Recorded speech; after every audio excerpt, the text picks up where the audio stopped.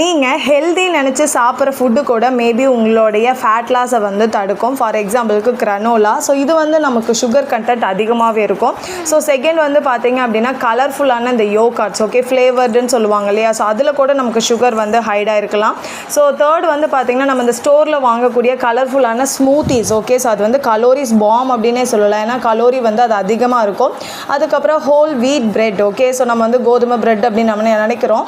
நம்ம வந்து கோதுமை பிரெட்டுன்னு நினைக்கிறோம். பட் அது வந்து ரீஃபைன்டு கார்ப்ஸ் தான், ஓகேங்களா. ஸோ அதுக்கப்புறம் சம்டைம்ஸ் நம்ம இந்த ப்ரோட்டீன் பார்ஸ்ன்னு ஹெல்த்தியாக நம்ம சாப்பிட்றோம் அப்படின்னு நினைக்கிறோம்.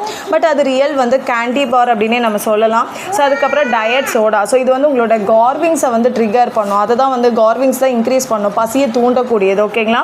ஸோ இந்த மாதிரி நீங்கள் ஹெல்த்தின்னு நினச்சி ஏமாந்து போகாதீங்க.